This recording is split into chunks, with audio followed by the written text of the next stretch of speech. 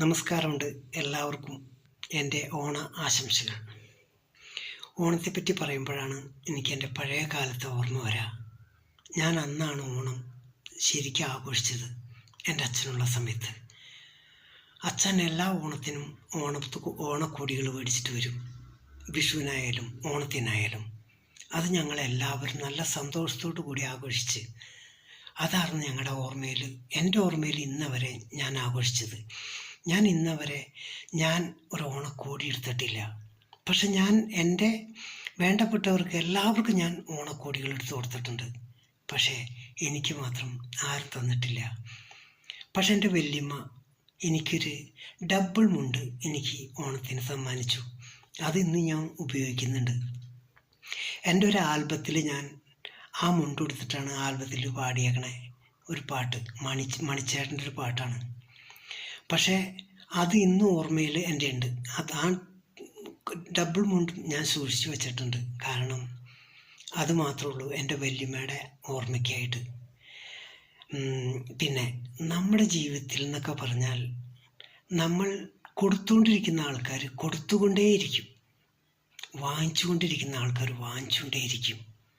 അതാണ് ജീവിതം. നമ്മളെപ്പോഴും ഞാൻ ആഗ്രഹിക്കാറുണ്ട് എൻ്റെ പഴയ ഓണം. അതിനുശേഷം ഓണം ഞാൻ ആഘോഷിച്ചിട്ടില്ല. ഞാൻ ഓണം ഒരു കോടി പോലും എടുത്തിട്ടില്ല. ഇപ്പം ഈ ഓണത്തിനും ഞാൻ എൻ്റെ പഴയ ഷർട്ടുകളൊക്കെയാണ് ഉപയോഗിക്കാറ്. കാരണം പൈസ ഇല്ലാണ്ടല്ല കേട്ടോ. പക്ഷേ എൻ്റെ അച്ഛൻ്റെ ഓർമ്മകൾ മതി എൻ്റെ ഓണത്തിന്. അതാണ് സന്തോഷം. ഇപ്പോൾ ഉള്ള ഓണം എന്നൊക്കെ പറഞ്ഞൊരു ഒറ്റപ്പെടലാണ്. പിന്നെ എന്ത് പറയാനാ, മനസ്സിന് സന്തോഷമുണ്ടായ ഓണങ്ങളൊന്നുമല്ല ഇപ്പോൾ മുമ്പോട്ട് പോകുന്നത്. ഇങ്ങനെയൊക്കെ എങ്ങനെയാണ് ജീവിച്ചു പോകുന്നു. അല്ലാതെ സന്തോഷം കൊണ്ടോ നിങ്ങളൊക്കെ ആഘോഷിക്കണ കാണുന്നത് നമ്മൾ മൊബൈലിൽ കൂടിയും ടി വികളിൽ കൂടിയൊക്കെ കാണുമ്പോഴാണ് നമ്മൾ പുറം നാട്ടിലുള്ള എല്ലാവർക്കും ഒരു സന്തോഷവും ഓണാഘോഷവും ഒക്കെ. അതുകൊണ്ടാണ് ഞങ്ങൾ ഈ ടി വി മൊബൈലൊക്കെ കണ്ടിട്ട് ഞങ്ങൾ ആഘോഷിക്കുന്നത്. അല്ല, ഞങ്ങൾക്കിവിടെ ഒരു ഓണമൊന്നുമില്ല. ഓണം ഇവിടുത്തെ രീതികൾ വേറെ രീതികളാണ്, ഓണമല്ല. അതുകൊണ്ടാണ് ആഘോഷിക്കാത്തത്. നമ്മൾ ഒറ്റയ്ക്ക് എങ്ങനെയും ആഘോഷിക്കും. അപ്പോൾ അതുകൊണ്ടാണ് ഞാനിപ്പോൾ ഈ ഒരു വാക്ക് പറഞ്ഞത് വെറുതെ എൻ്റെ ഒരു പഴയൊരു കഥ പറഞ്ഞതാണ് കേട്ടോ. നിങ്ങൾ ആരെയും വിഷമിപ്പിക്കുന്നില്ല. ഈ ഓണം അടിച്ചു പൊളിക്ക്. അടുത്ത ഓണത്തെ പറ്റി നിങ്ങൾ ചിന്തിക്കേണ്ട. ഈ ഓണം നിങ്ങൾ സന്തോഷത്തോടു കൂടി നിങ്ങളും നിങ്ങളുടെ കുടുംബങ്ങളും സന്തോഷത്തോടെ അടിച്ചു പൊളിക്ക്.